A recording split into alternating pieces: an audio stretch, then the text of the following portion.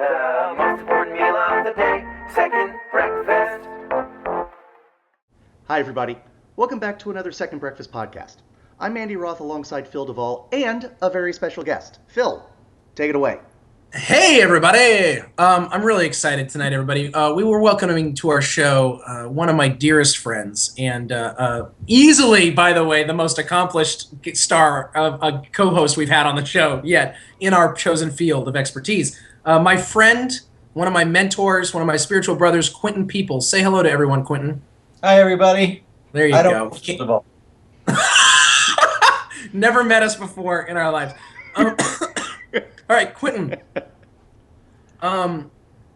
Before we get started on the show and talk about you and why you're special, and then talk about our chosen subject this evening, which will be Man of Steel. Man of Steel. I keep doing that. Man of Steel. Honestly, James Gandolfini died today. We found out like 2 hours ago, and just want to take a pause and say something about that. For me, I'll say easily one of my 4 or 5 favorite actors of all time. The Sopranos, as I've said on this show more times than anyone cares to hear, is my favorite show of all time.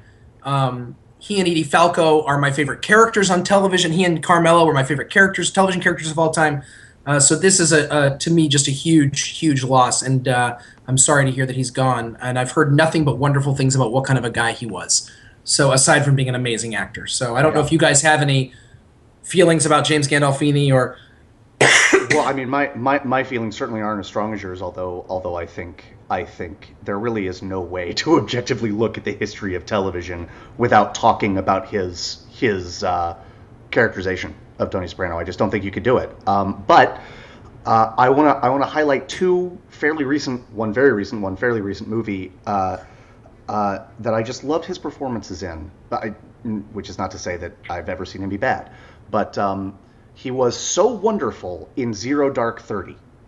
Yes. As the CIA director, he was just fantastic. And you've mentioned this scene on the podcast where he was like, his attaché or assistant's like, she's very smart, and he's like, we're all smart, James, or whatever. My favorite line in the whole movie. It's my favorite line in the whole movie. And the other movie I want to mention is he was, I want to say, the lead thing in Where the Wild Things Are. It was a voice only performance, and it was absolutely beautiful. I loved that movie. It had some problems, but his performance was not one of them. It was just great. Quentin, do you want to add anything to that as a screenwiter, or was he somebody you cared about, or? A great performer, and certainly like you said, a historic figure, and obviously a tragedy. Anybody to die that young. Oof. So go to the doctor, get checked, everybody. It's seriously, right? So seriously, Yes, big loss. Test. Run on a treadmill with things sticking to you. Just run on a treadmill in front of a doctor. And let them laugh. I know you think they're laughing at you, probably because they are, but it might save your life.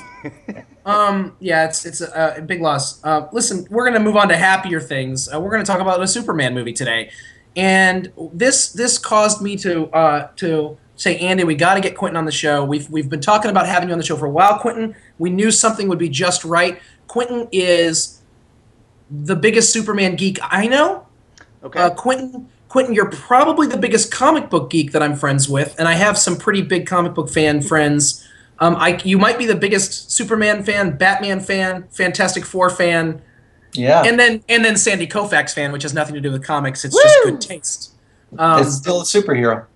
But when I said, there it is. Well played. Well played. When I said not to blow smoke or to whistle Dixie, I said this meaningfully. Like, we have had some really cool guests on our show. We've had a movie reviewer we love. We've had an English teacher that I think is really smart. But we talk about movies. You're an actual screenwriter, and you have actually written and directed films, and you're working in Hollywood right now.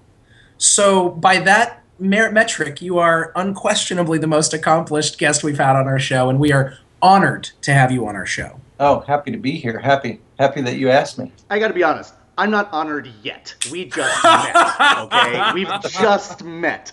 I have every confidence you'll get there, and I'll get there, but at the moment, it's just very nice to meet you. Well, let's just say if we're doing good cop, bad cop, we've just drawn the line. So There we go. I hope somebody's bringing me a pack of cigarettes and a glass of water. Do you want to let anyone know what you're working on right now? What your show is? I'm working on a show called The Last Ship, which is a show that will be on TNT next summer. It's executive produced by Michael Bay. Little art house guy named Michael Bay. Yeah, exactly. A small struggling filmmaker. Right. I don't know. Maybe he'll turn into something someday. Yeah, But yeah, it's another. I worked on Flash Forward previously, which is a big show on ABC. It has some similarities to that. So it's a big high concept show, and you should Google the trailer and take a look at it. And I think people dig it. Yeah. Nothing better than high concept, man. Right? Seriously, yes. I mean, have you watched Flash Forward, yes. Andy? I have seen certain episodes. My dad loved it, and it just came along at a time that I couldn't marry another show. Yeah. And I think it's a fun one season to watch. It's hard to watch knowing there's only a season, I think. But when you watch that show, Andy, any of the spiritual mumbo jumbo, that's Quentin. Any of the spiritual stuff was Quentin. There's a whole scene at the one episode where this guy basically, who's the guy who played Billy on Ally McBeal. Wow. Okay. And who was the convict that gets killed in Shawshank? Yes. He does a whole speech at the beginning of this one episode. Gil Bellows? Is that his That's name? him. That's him. Gil Bellows, nice, Andy. He does basically a sermon at the beginning of this one episode about how free will and predestination could possibly exist side by side, and it's like listening to Quentin preach. It was. I was watching it, going, I know who wrote this. For those of you, the thing is, a couple things. Quentin was one of the people who Quentin and I were on a team of people who helped start a church a couple years back, and actually, when I was going on the track for priesthood, Quentin was part of the team of people that did this work we call discernment work, where we decide if this is actually what's right for me. And he was one of my group of people. He was also, I believe, an usher for communion at my wedding. Yes. So in other words, He's got a lot of the spiritual bona fides that I love. He's got the comic book nerdy wordy stuff, and he's got all the movie cred. So this is, I think we're in for it, especially because, let me just start by saying, Man of Steel might just be the biggest, longest extended metaphor on Jesus that I have ever seen in my entire life. There is unquestionably no number 2 in that category. That's right. I think it's more metaphorically about Jesus than maybe the Passion of the Christ was. I mean, it is. I put up on Facebook today, you will not find anything that's even close made by a major Hollywood studio. You will not. And it's really, really extraordinary that it even got through the ringer. I mean, I can't even believe it. So that's why he exits the spaceship exactly like Jesus getting crucified. It was pretty. It was pretty. Yes. It was what? That is my extremely sarcastic way of saying yes. The both of you are totally right. Although I get a little tired of how often we see movies do this. I mean, Iron Man does it in Avengers when he's falling backwards from the when he goes through the Nexus thing and then he falls back out, and we see this the wormhole. We see this happen a lot. I'm pretty sure it happens at least once in Star Trek, but But they do. They love the Jesus symbolism. But you know what, Quentin? I want to start somewhere else, if this is all right with everyone. We'll come back to the Jesus thing. I want to lead with something you said. You posted something on Facebook, and because I'm the millennial generation, I checked Facebook literally right before I turned my phone off in the movie theater. Nice. And I believe you saw it the same day I did, because you posted about it, and you said something which was the last thing I read before I turned my phone off and watched Man of Steel, which was, this is a sci-fi movie, not a comic book movie. Correct. And I read that, turned off my phone, and watched the movie through those lenses. I want to thank you for that, but I want to talk about that first. Andy, go ahead. Just very, very briefly, just to sort of set the parameters. Sorry. Folks, we are going, as has become our wont over the past few, we're going to talk about one movie podcasts. The first bit is going to be as spoiler-free as we can do it, where you still know that we're talking about the movie Man of Steel. and then there will come a point where, you know, the line must be drawn here, and then we will talk about the movie using spoilers, because you can't really delve in unless you do that. So if that bothers you, switch the podcast off at that point. Okay. So how are we going to decide when to switch to the spoilerific part? Well, I think the basic parts of the Superman mythos, if you will. Okay. Okay. Even the things that are changed in this, okay. I think we could talk about that before we cross the Rubicon, as it were. Okay. So, yeah. Quentin, Superman in general, not just the movie, Superman in general as science fiction character, go. Right. So one of the first things you would want to understand is that he was always conceived of that from the beginning. Obviously, he's an alien coming from another planet. That's the precept upon which the entire character is built. You already have, you know, for lack of a better word, a sci-fi trope at the very beginning. Now, traditionally, at least as far as the movies are concerned, they downplayed that business and instead played up his humanity, which is simply a creative choice. It worked well with Christopher Reeve, not so well with the last Superman movie. George Lazenby? Was that George Lazenby? You're the worst. Yeah, exactly. You're just the worst. So, but what the filmmakers this time did was went back and said, no, this is what made Superman special in the beginning. It's what made Superman unique in the Silver Age, which is that period in the 50s and 60s where you got a lot of really kind of crazy Superman stories about alternate realities and so forth and so on. Red kryptonite and whatnot. Right, and these guys very much embraced the fact that they were, if not doing the anti-Batman, they were doing something significantly different from top to bottom. So the movie must start in an alternate reality in a place that you are not used to seeing, so that you understand we're not telling you a Superman story like all the other Superman stories you're used to, at least. Well, that's for sure. Well, that's Correct. For sure. Yeah. So if you come away from that opening sequence on Krypton and are like, what's this all about? You're mostly going to be unhappy with the rest of the movie because it's built on a science fiction structure. It's going to be delving deeply into that. And I think that's where a lot of people are like, hey, where's Lois? Where's the Daily Planet? Where's all the witty banter? Like, no, that's not what we're doing, and they tell you that right up front. But how much that you point something out by saying that, how much of our understanding pop culturally of Superman really comes from the two, there's four, but really the two first Christopher Reeve movies. I mean, those Correct. two. The Richard Donner. Donner Lester sort of. Yes.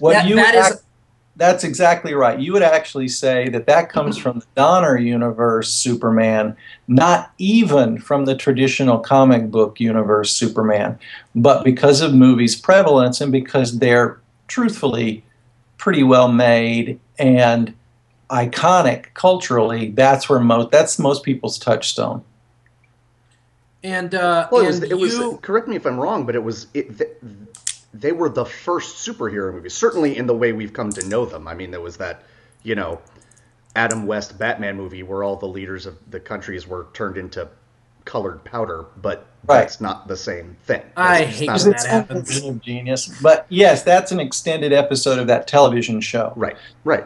This was the first attempt to really do superheroes in the modern era of filmmaking, and it was massively successful in the day. Yeah. Why is Superman the go-to guy? Why is he the one? Well, two things, I think. He was first, right? That always has a play, which is... You mean in comic books or you mean in movies? Yes, in comic books. Yeah. Oh, okay. So he's the first, and he represents something that's uniquely American, which they didn't get into too much here, but has been a massive thing, which is he is the first immigrant. It is about the immigrant experience. Wow. Superman's traditionally written or was begun by two Jewish kids living in Cleveland, two Jewish teenagers living in Cleveland who were science fiction fans. But we're really talking about something that traditionally has been woven into the real fabric of our culture. You don't have to go too far to find people who are in the middle of that. So that's a really human thing, but we're allowed to talk about it in a really fun way. And I think that's the humanity of Superman that really draws people to him even today. So, quick question. And I'm assuming you grew up on the Superman comic books. That was your introduction, not the movies. Yes, and no, the comic television and that television show, the black and white television show. Sure. Which, by the way, was on television when I was a kid. I remember watching the reruns growing up. That was probably my introduction as well. That, and we had Superman 2 on VHS, and I saw it like dozens of times as a kid. I knew who Terrence Stamp was before I knew who Terrence Stamp was. You know. Yeah, totally. So then here's a question for you. We've talked so far already. Just you've got the science fiction aspect. You've got the illegal, or the immigration stand. I know I'm a jerk. You got the science fiction aspect, the immigration aspect, and then we've also mentioned the sort of the Christ figure aspect. Now, these, as you said, were two Jewish boys who wrote this. Was the Christ figure stuff prevalent from the beginning? The half. I am all man and all something else. I have superpowers. I save. Was that all present and that obvious early on, or did it develop over time? I think it developed over time. I think what you get in the early Superman is much more the Moses story. Say more? That's fascinating. Right? So you put a baby in a basket and you send him off, and he's heir of a different family, but realizes his true identity and comes back to rescue royalty. So that's absolutely in the beginning. And then as he begins to come more into the mainstream in America, and other people who are not Jewish start to get their hands on him, and I mean authors, they start to move the story more into the mainstream kind of Christian iconography. And then by the time he really gets to the Donner universe, he's fully in that, truthfully, a Judeo-Christian icon. And ultimately, then people coming along go, well, we can't talk about him in any other way, so let's just lean into it. And that's how we get to today. We literally have no other ideas.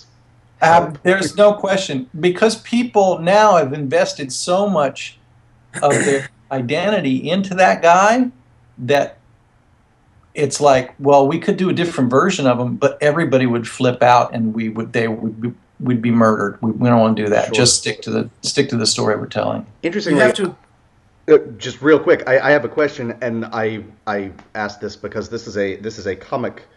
A run that I was always fascinated by and I have never read, and I'm guessing you probably have. It's called Red Sun, where it asks the questions: what if he had landed not in Smallville, Kansas, but in the Soviet Union? Yes. Wow. A, how was that? And B, does that do anything to the other metaphors that we're talking about? No, so that's the thing. So it's what they call an Elseworld story, which is it's not in the main continuity. It's an imaginary story, but it's really, really worth reading because it takes on all of the things we're talking about now, which is if we take out all of his traditional mythology and put a different mythology in its place, is he still the same character? Right? Yeah. Different country, different culture, different icons, different values. Is he still the same character? And ultimately he is, but with a completely different flavor,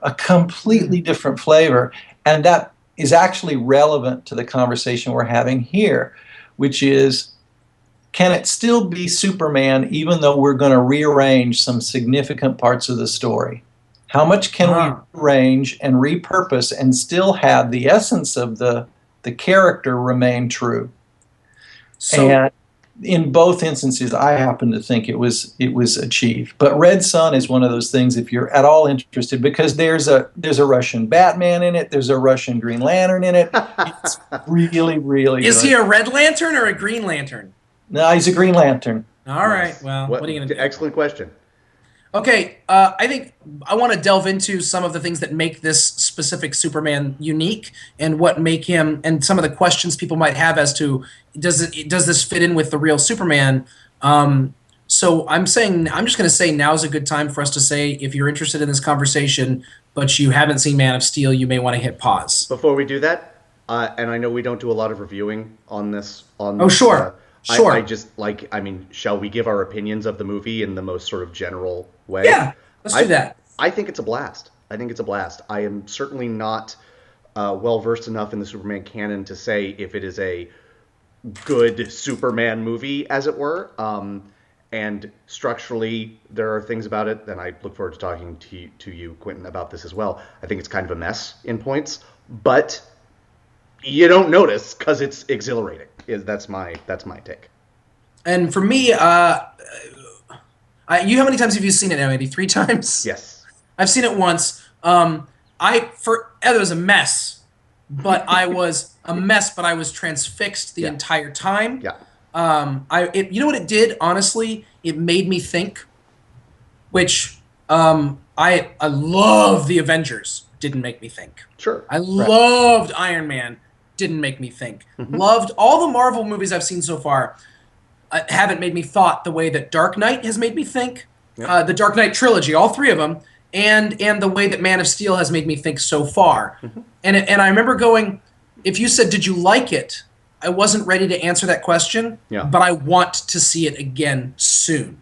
Yeah. So that's an interesting thing for me. Like to not know if I really liked something, but know that I wanted to see it again is a very weird reaction for me. The only critique I will really give it at this point is to say I sure wish there was any humor or levity in this movie. I think it would have been helpful. Not because I'm stuck on the Christopher Reeve at Superman, just because I like that in my movies. Right. How many times did you laugh in Batman Begins? Oh gosh, or Dark Knight.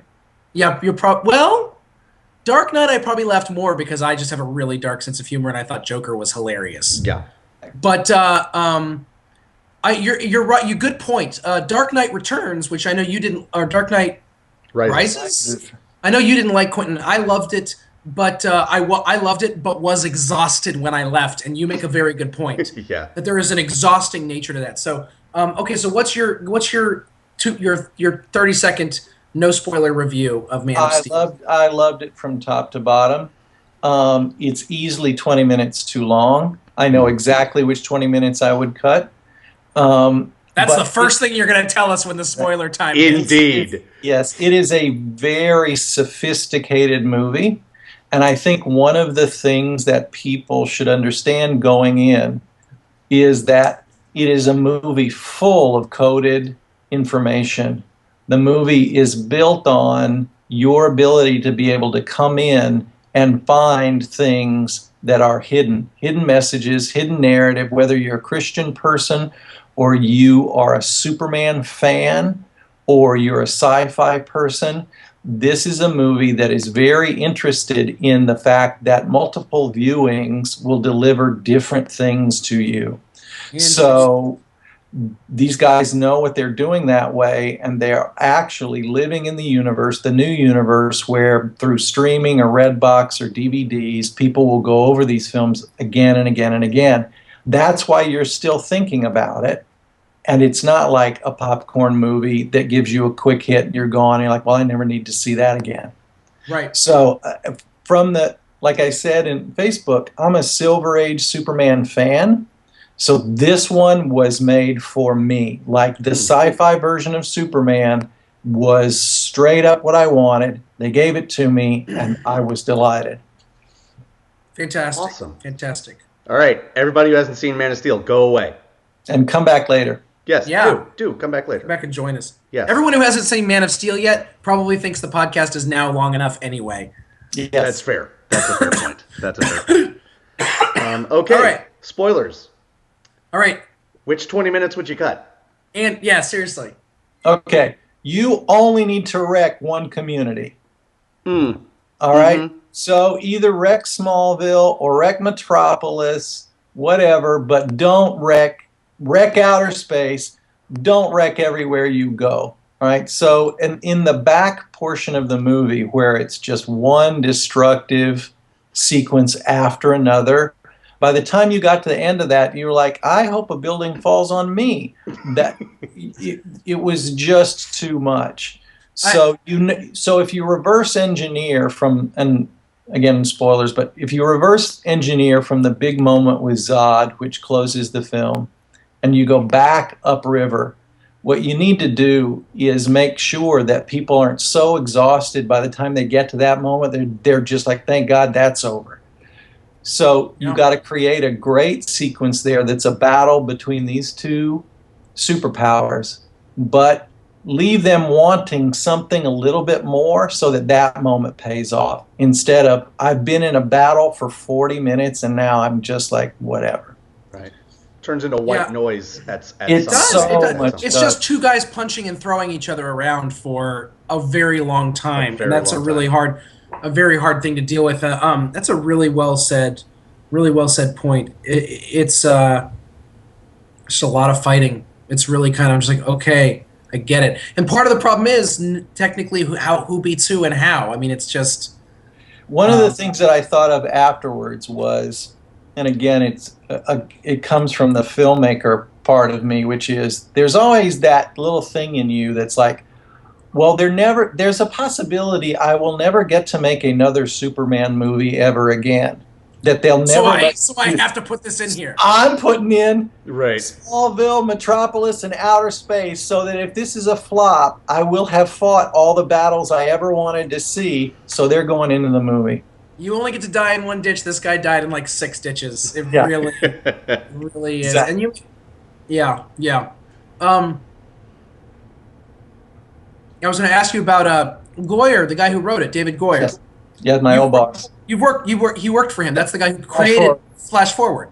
He also was the guy who wrote or co-wrote all the Dark Knight movies. Yes. Mm-hmm. Yes. Was he also the guy who wrote Dark City, or am I making that up? Yes, that was his first film, I believe. Which Andy, Dark City, have you seen? Own. Well, I mean, Andy's hero is Roger Ebert, and Roger Ebert called that the best movie of that year, and it was a very sort of stunning decision on his part. So I wondered if that was the case. I didn't see it in the theaters. Here's how much I like Dark City. I wish I had seen it before I saw The Matrix. Oh wow! That's fair. Because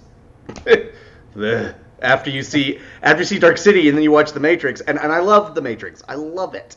But after you see Dark City, you're like, oh, that's where they got that. That's where they got that. That's where they got that. Yep. So what was your favorite part of the movie, or what was your favorite aspect of the movie? Not moment in the movie, but my favorite aspect of the movie was, boy, there's so many. Like I said, I think this transition from God to man, meaning that he starts off as this super-powered creature who's alienated from other human beings, and over the course of time becomes a human being, and at the very last moment, because of what he does, truly becomes human through suffering by taking on something that is the worst part of humanity, and that's the thing that turns him into a human being. Killing the only other Kryptonian left Correct. In the world. Right. The last son of Krypton could not be more true and more present for him. And it happens because of him. Yes. Correct. Interesting. Oh man, I'm sorry. Interesting, Quentin, that you're saying that the thing that makes him human, the most human thing, agonizing human thing you can do, and you're talking about killing somebody. Correct. That he only becomes fully human through suffering.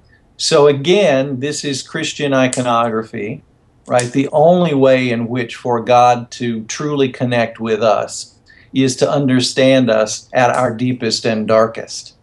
And But Jesus does it by dying, and Superman does it by killing. Now that's interesting, right? Yes, absolutely. Because there is a darkness beyond death that you might want your future defender to know about if he's going to be his best, right? So obviously you would posit going forward, and I think they will, and they typically do in comics, how are you going to say that I will never kill if you never have? It's a theory until you actually know what you're talking about. So in order to go forward and say, I'm never going to do a thing again, you should have some knowledge about what that thing actually is, because otherwise you're just talking theory. Right. Right? So if I say I'm never going to kill anyone, who knows? But if I've killed someone, I go, I will never do that again. Yeah. And I believe you now because you actually know of which you speak. Got it. If we can switch gears just for a second, I would love your take on Batman through that lens, because I mean, I'm trying to remember the beginning of Batman Begins, or Batman in general, but specifically the Dark Knight trilogy. I'm trying to remember the beginning of Batman Begins where he's like your practice to the guys in like the Mongolian prison or wherever he is, and then at the end of that first movie, he says to Liam Neeson, like, I'm not going to kill you, but I don't have to save you. But is that before he kills someone? Is that before he kills someone? Yeah. Has Batman ever killed anyone? No, I mean, not in the traditional canon. I mean, because he's so, obviously you go back to the Batman mythology and that's all about traumatic childhood experience, right? I'm anti this because I witnessed my parents being murdered. And he doesn't have to prove his humanity because he's not an alien. Correct. He's just a regular guy. Right. So where does Batman fall? Who do you like? Who's higher on your list for you personally? Batman or Superman? Batman absolutely was and still is the touchstone for me. Like I tell this story all the time. As a little kid, I thought he was a real person. Like, I really thought, I mean, I was so invested in it, I thought he was actually out there. Even though it was completely irrational, and I knew I was just watching television or reading comic books, I thought, no, I think he's out there. Do you remember when you found out that wasn't true? No, I knew it wasn't true, but it was like a secret, like, pact I made with myself, you know? And so he's always been the premier kind of icon for me, and really my go-to guy. Sure. Because Superman, as I was experiencing him through comics and so forth, was always over and above regular people. Right. Yeah. I didn't really know. I didn't think I could ever meet somebody like Superman, but the idea of there being a Batman person, which was just kind of a step to the left of a cop, you could go, oh, okay, maybe. I wasn't sitting in my room as a little kid going, man, I think Superman's flying around out there somewhere. Like that was a bridge too far. But the idea of a guy donning an outfit and going out in the night and fighting for justice, you could buy into. Absolutely. What was the difference between him and a cop, really? At the people end of the day? put on a uniform, a police uniform, and go out at night and fight for justice. And if they dressed like Batman, they would be so much cooler. They would be. I mean, fair. Let's talk about the cast of Man of Steel and the way in which I want to talk about them. Obviously, we can talk about. I think they did a great job. Almost to a man, I think they did a great job. But I would love to hear, how they stack up, not in terms of quality, but in terms of their qualities. If the Silver Age Perry White is different, if the Silver Age Lois Lane is different in some way. And we'll add the movie versions as well. I mean, ones that we know. Yes. Yes. Well, I think, obviously, for me anyway, you have to start with Jor-El because he's the heart and soul of this movie. Mm-hmm. So the two fathers really... Interesting. The two fathers really occupy the emotional center of the film because Clark, Superman, is a cipher. He's an undeveloped character, intentionally so. Mm-hmm. So the beating heart of the film are the two fathers. Very interesting. I was absolutely two actors who I am not particularly fond of. Interesting. I have, I think inconsistent work across the board for both of them. I was stunned really by the sensitivity and the intelligence of both performances. Only late in the movie did I understand what was going on with Jor-El, and it hit me like. What do you mean when you say going on? What do you mean? So he's so reserved. He's so absolutely together and unruffled, and I'm like, I love what that actor is doing. I love the choices he's making, but I didn't fully understand it until Michael Shannon's speech in the end. When Michael Shannon says, "I was created for one thing and one thing only." Wow, got it. Then I'm like, oh my God, that's what Jor-El is, the scientist, the factual guy, the rational. That's why he's just very quietly making his way. Go left, go right, move your head to the left. But at the same time, it's interesting. He's the scientist and the rational guy who does this. Basically begins the movie with a crazy leap of faith. Correct. I mean, which is not. I mean, it really is. I mean, he's the scientist, rational guy who's like, we're going to buck the system, and I'm going to put all my hopes in something ridiculous. Right. And you're watching that. You're watching some of those scenes going, and you're not aware of it in the beginning. Why isn't this guy running down the hallway when all hell is breaking loose? Why isn't this guy like really freaking out when Michael Shannon comes in and these guys, they're shooting senators in front of him? Because he's ruled by that kind of rational. He's going to work it out. He has no doubt in his mind that his intelligence will prevail, which obviously it does. But it makes him the polar opposite of Michael Shannon, who is complete rage, who is absolutely emotional, who is this warrior, who's this very physical thing. And I didn't get that until Michael Shannon's speech in the end.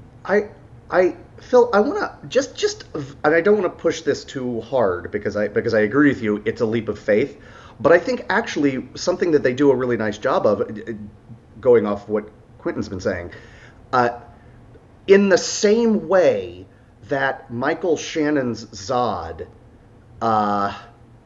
because he and Jor-El, they were. I mean, you get later on in the movie, Zod's like, we were never really friends, but we did agree on certain things.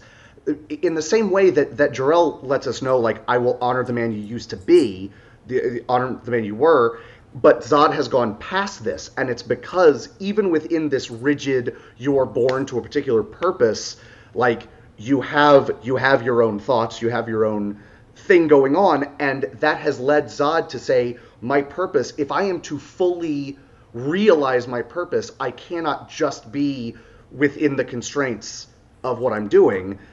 I feel like that's the same sort of logical step that the scientist would take. Like, well, look, I can't go with my son. My wife can't go with my son because we are part of the old order, and it just wouldn't work. Well, let me say this. Let me, as a response, what I find interesting is it is our automatic. We are conditioned by our society to think that the reasonable choice and the leap of faith are somehow not connected or are at odds. And you're right, you're totally right, but what I find interesting is at some point Russell Crowe's character Jor-El basically says to himself, the most rational thing I can do here is put my faith in something. Yes. That's and likewise the most like the way that, I mean, in Michael Shannon, there's this idea is not faith versus reason, which if you want a good version of that, go see another one of my favorite Russell Crowe movies, Master and Commander, Far Side of the World. That movie is just an extended argument of reason versus rational, science versus kind of faith, or science versus old world honor and things like that. So, but this movie doesn't do that. Yeah. Not for nothing, Phil. He does make an actual leap of faith. Right? He gets the codex and he jumps off of the side. You're right. You're right. So well said. That's why I said I don't want to push it too far because I think you're absolutely right. So. And I think this goes into something that Quentin and I are big fans of, which is an idea, a very postmodern idea, which is not the either or but both and. Yes. That in the past you would see this sort of, you're the rational one, and I mean, and you see it in Star Trek, all the Star Trek movies, and especially like the most recent J.J. Abrams versions. It's just this loud, blaring, like, you're the rational one, and I'm the one that's all governed by emotion and feeling. And what you see in these movies, in this movie so far, and I'm wondering what will happen in the next one, is actually more of these two things aren't at odds with each other, at least not in these characters, that they have a home within each other. Well, the idea ultimately across the landscape of this movie is that in order to be a complete human being, you are going to have to bring into balance both sides. Yeah. Right? So the journey in this movie in particular is like, well, why is Lois in the movie really? Right? Lois is in the movie to draw him into that emotional universe, to bring him into some place that he couldn't get otherwise as an adult, making his own choices as opposed to living with parents who say you ought to do this or you ought to do that, you need to submit. He has to willingly enter into relationship with another human being. That's the journey he's on. And so, you know, balancing that with all of the science, literally all of the science of Krypton exists inside you. Every bit of knowledge, Kryptonian knowledge, right, is in your cells, is massive. So these two things this heart and mind piece must be brought together to be a full human being. And you just pointed something out to me, which is that you, in my mind now, in the Donner series, which is my introduction, I think, to Superman, Lois Lane, her part was, what she did was move the plot along and was Superman's love interest. But in this movie, she actually has a purpose for the development of Clark's character. Right. That his feelings for her. You already see, I mean, we see Clark Kent with Christopher Reeve as already sort of this guy, and he falls for Superman. But as you pointed out, there's a very human aspect to him. But she actually brings the human element out of Clark Kent. It makes him Clark Kent. She asks him the most important fundamental human question there is. Who are you? When does she ask him that? They're sitting across the table from each other. You're right. Yeah. Right? She's interviewing him with some of the most fundamental questions you have, like, who are you? How old are you? What are you dressed in? What is this costume you wear? What is this armor you have on? All of those things are so simple questions, but for someone who's never had to answer them for themselves, right? Because his parents are off the table now. He's having to answer by himself for the first time. After his father has said, wait, they're not ready to hear who you are. Now how I present myself is a very interesting answer and a very interesting question. And he says, to paraphrase, I am hope. And my God, I was left. I was like, oh, okay, here we go. Okay, Jesus. Okay, Jesus. Hey, okay, Jesus. Let's just bring it. It's the white American Jesus. Totally. The Mormons are so excited right now. They were right all along. Kryptonian Jesus, but American is close enough. I mean, Kansas, for God's sake, literally. You're right. Now, Quentin, you're now tiptoeing into something that you didn't know is Andy Roth's least favorite part of the new movie. Because you talked about the father saying, no, we're not ready. Andy, would you be willing to share with the audience and with Quentin what you have said to me was your least favorite part of the movie? So reducing sort of seminal moments in superheroes' formative years to their most basic elements.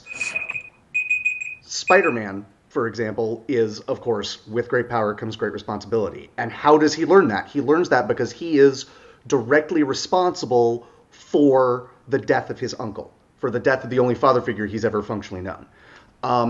With Superman, what his father's death has always meant to me, I'll use that language. What his father's death has always meant to me is this is this is showing that for all of your strength, you cannot save everyone. For all of your strength, there are things that are outside of your control.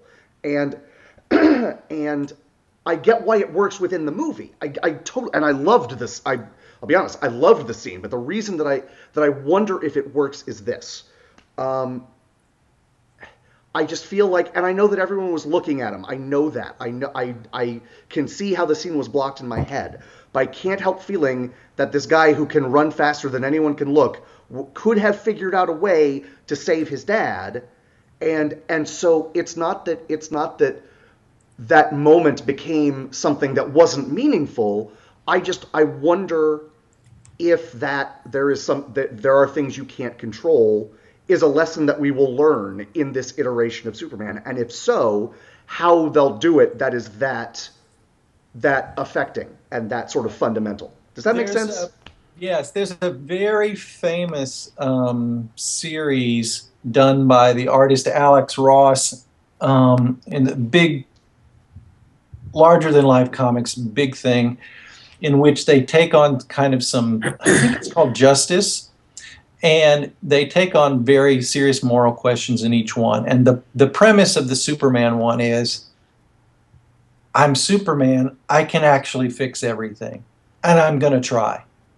And he does, he makes that attempt, and obviously only ends up making things worse. Because, as Phil was saying a minute ago, to take away free will from human beings is to not respect their primary dignity.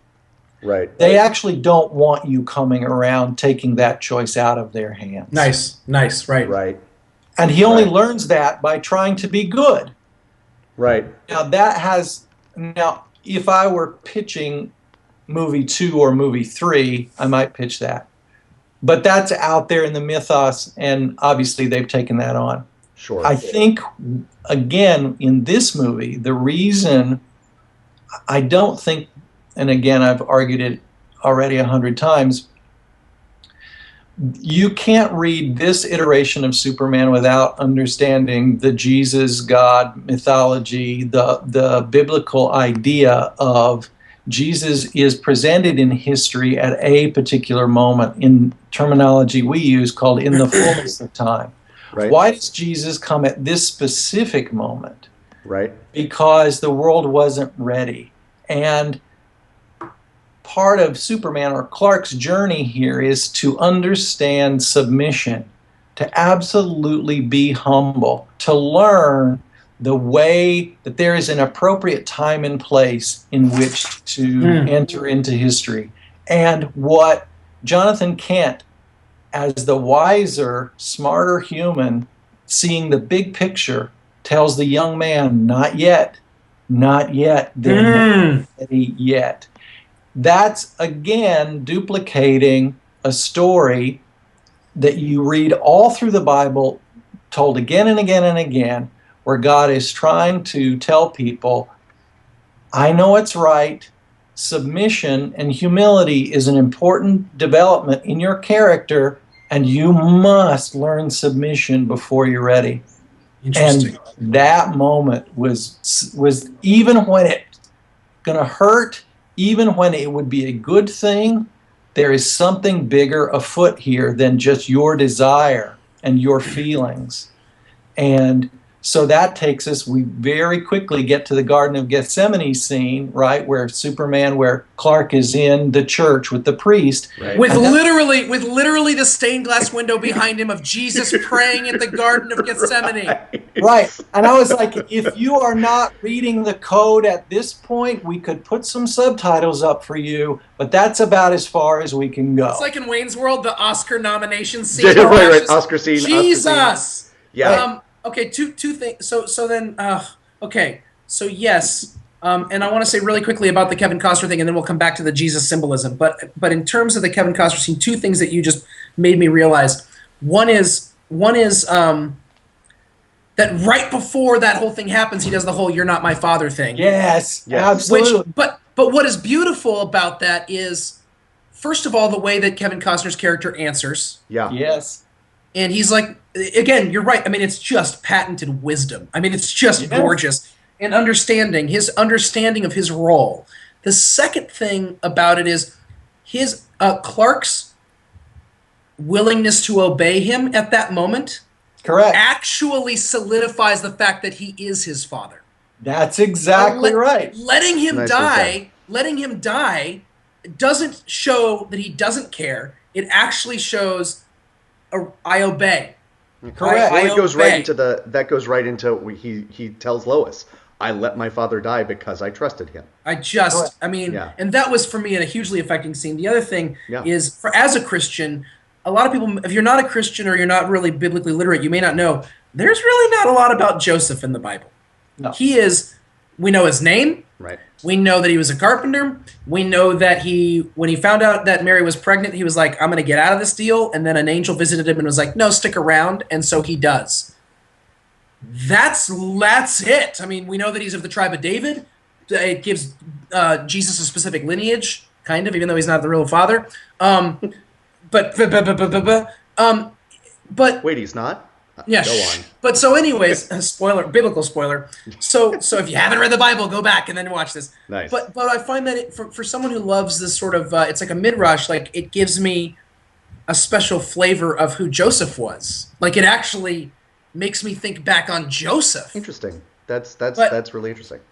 But I want to say, I want to talk for a second in like, we've said now twice or three times, oh my gosh, the Jesus symbolism.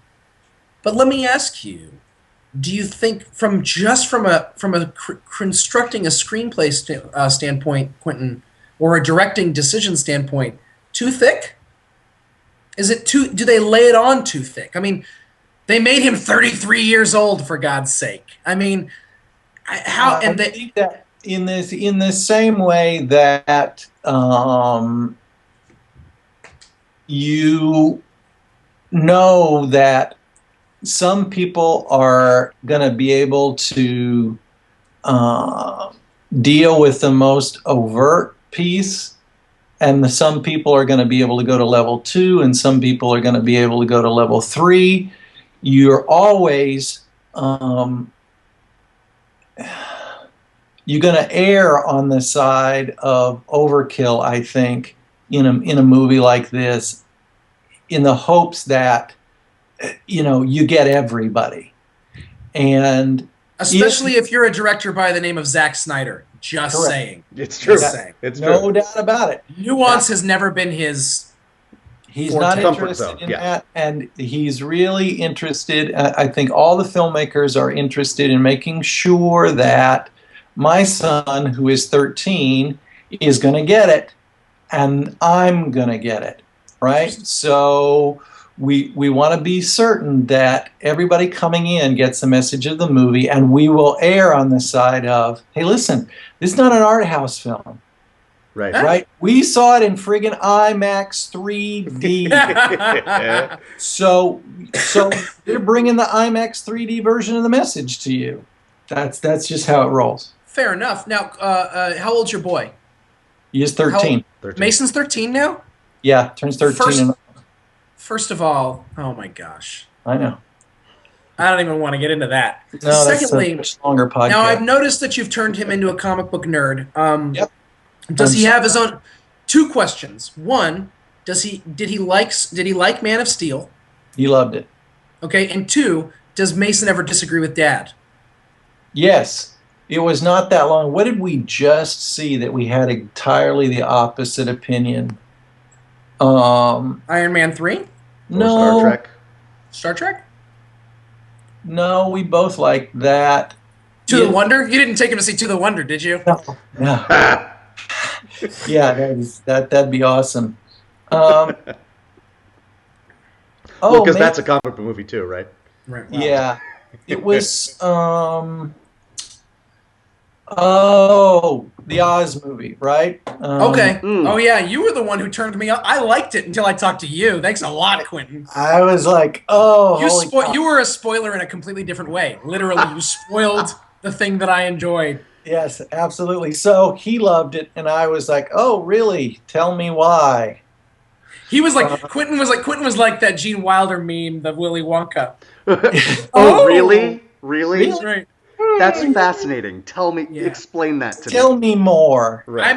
I don't ever want to talk to Quentin about Dark Knight Rises, ever. I don't ever want to have the conversation with you. I really don't, because I loved it, and I don't want to hear, because you'll make me hate it. You have this magical Jedi power over me. When you describe things, I'm like, oh no, now I'm never gonna. Well, that's where hot dogs come from. Oh. Yeah, exactly. Right. Yeah. Once you do know how the sausage is made, I mean, there's a reason that's a cliche, right? There's a reason it's a saying. Okay, big question here. Why is it called Man of Steel and not Superman? And is there a reason for that from a comic book historical standpoint?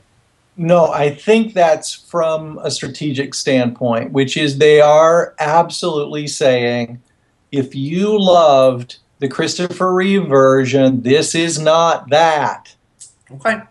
Okay? This is not that.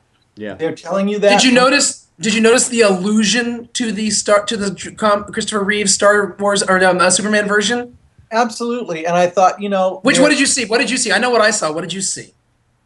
I thought when he has Lois and he has her in his arms and is lowering down to the ground. That's a classic moment, and it's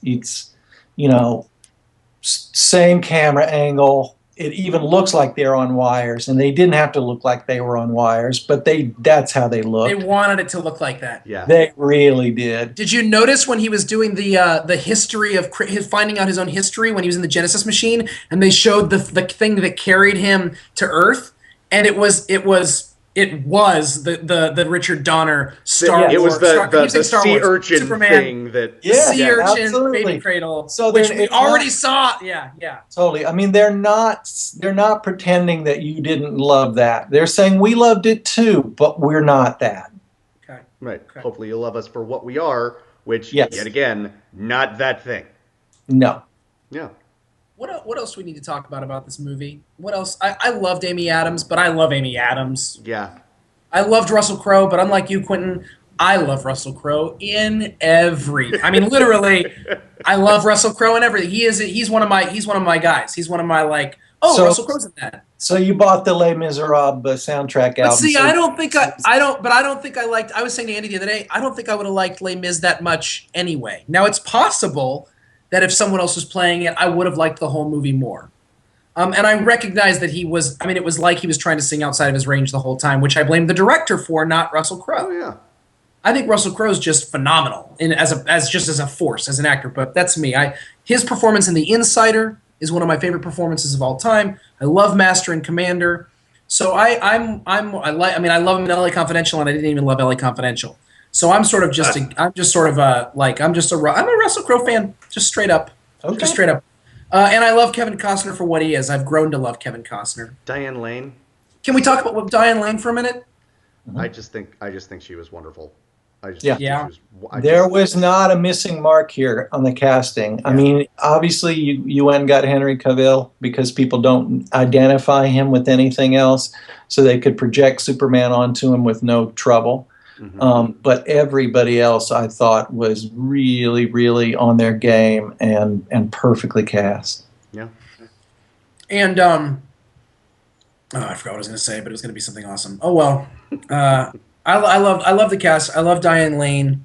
Just in general, I think she's great, and so it was great. I thought everybody, and I thought you were right. I mean, I was wondering, why did they pick this guy? Why did they pick Henry Cavill? And you just said it, because he needed to be someone we had no opinion about. Right. They needed to do that. And he looks enough. He looks like just a generation removed from Christopher Reeve. So if you liked that look on him, you bought that piece. And then, he looked pretty good naked and on fire. Like, what are you going to do with that? What are the things? A couple quick things. He did. I'm not going to lie. He did. A couple quick things. One, is it because of my Donner influence that I wish there was humor, or seriously, did there need to be a little bit of levity in this freaking movie? There did need to be.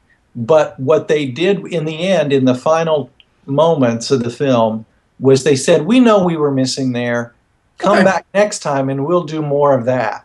Right. Okay, that's fair. Yeah. Next time we're going to see some Lawrence Fishburne. We're going to see some Jimmy Olsen, which is really a girl, Janie Olsen or whatever. We're going to see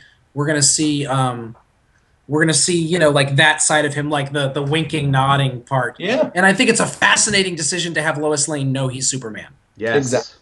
Mm-hmm. Yes, I like that. So what are some of the things that were there other things that were canonically perhaps heretical that you thought either worked or didn't work? Andy, Well, did you? I don't know about you or Quentin, either one of you guys. Obviously, the killing of Zod is the major.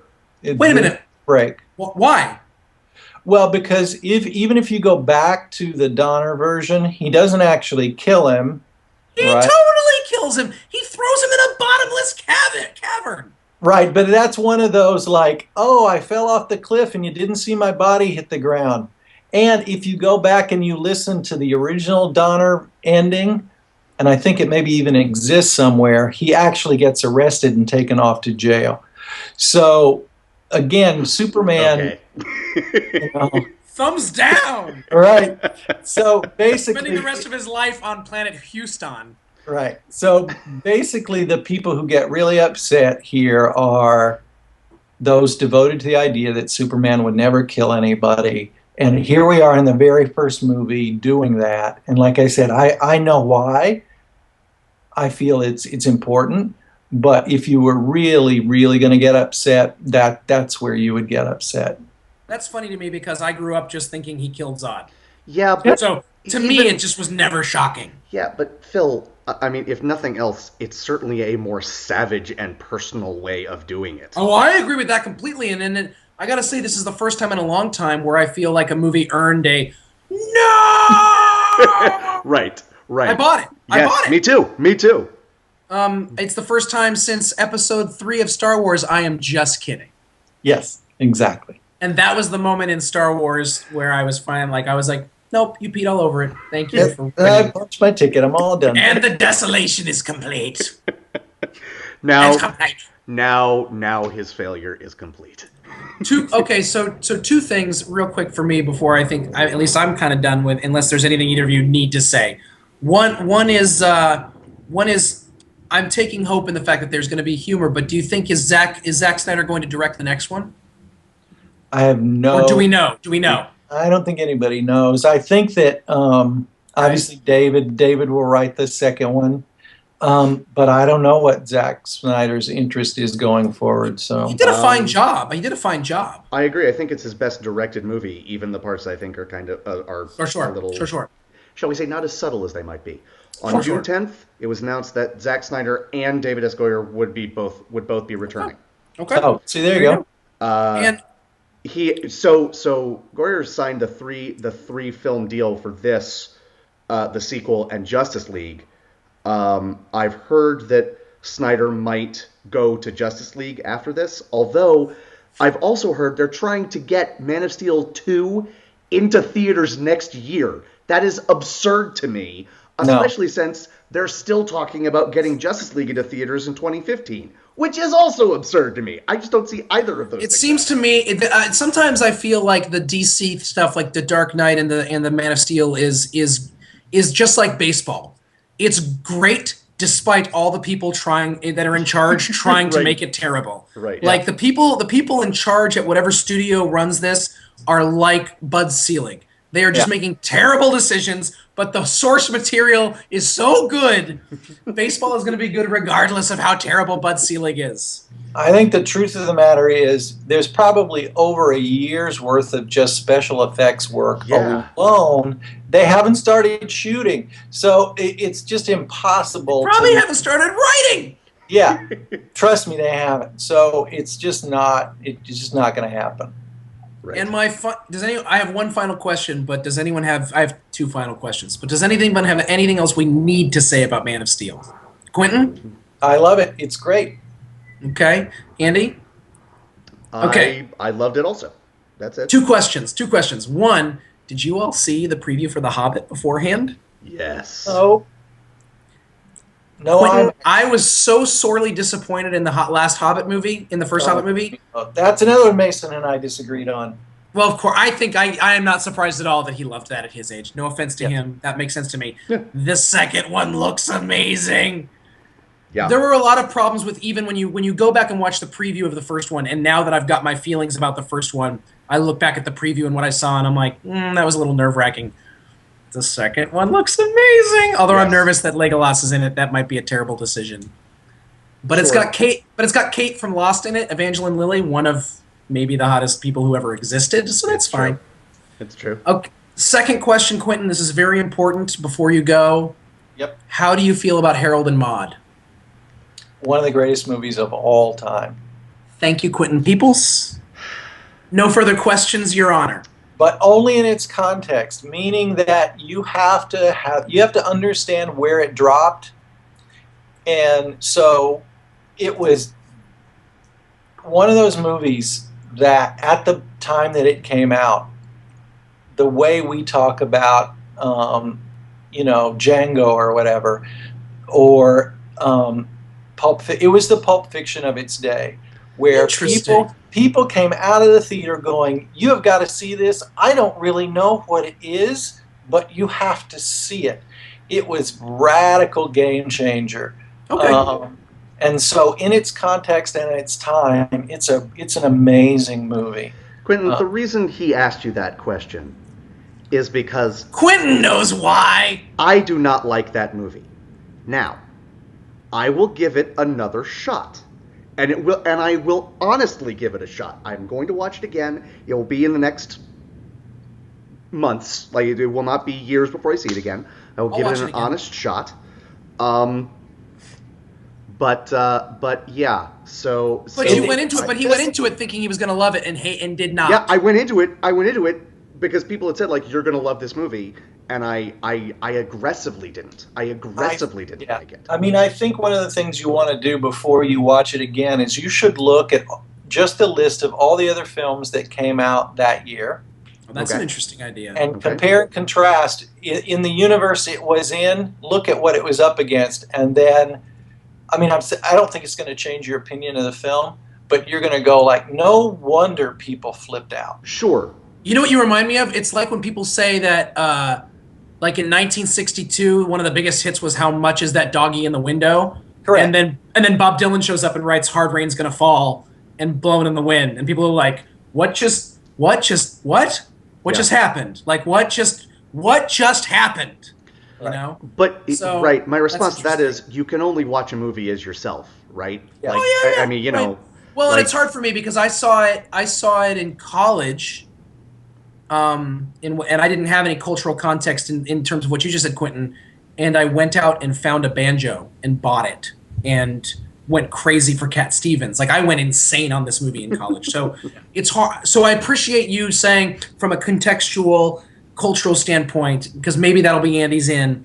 For me, it was totally in a vacuum. I was just like, oh my gosh. I mean, maybe it was my context, which was that I had a bunch of friends who tried to kill themselves. I knew a couple people who did kill themselves. I was a pretty big loner, and I had a really dark sense of humor. Maybe from that standpoint, perhaps it was just it hit me in a specific way. I mean, that's also, and I've always been attracted to really old ladies. No, not true. Ruth Gordon. Quentin goes, there we go. And on that note, thanks for tuning in, and we'll see you next time. That's right. So good night and good luck. Does that do it, guys? Does that? Clearly the first of many installments that include Quentin Peoples. Quentin, I am honored to have you. Oh no! Guest host. What's up? Ugh. What? Okay, we gotta stop. But I wanted to say this out loud. I wrote it down even. Okay. Quentin, I just want to say this out loud, and you and I can talk about it later, and I will just leave the people with this. Man of Steel was Zack Snyder and David Goyer's response to Prometheus. It is the same premise, except with the aliens being good instead of bad. That's all I want to say for now, because I have to say it, but I want to because that's a whole other freaking podcast. We don't even have. That's the next hour. Sure. Yeah. But I want to say that out loud before we cut. I apologize for doing that and cutting you off, Andy, but I had to say that in this podcast. Stop talking. It's a power I didn't even know I had. Yes. Quentin, it has been an honor having you on the podcast. Thank you. I can say that from an educated standpoint now. I've earned my way into it. Thank you. You have. Anything to add, Phil? You know how I feel, Quentin. appreciate you greatly. I'm glad you're here, and I'm glad you're part of this. It's good to have you on. Yes. Second breakfast rules. Thanks, man. You rule too. For Quentin Peoples and Phil Duvall, I am Andy Roth, and we are Second Breakfast. We'll see you again real soon. Bye-bye. Peace. The most important meal of the day, second breakfast.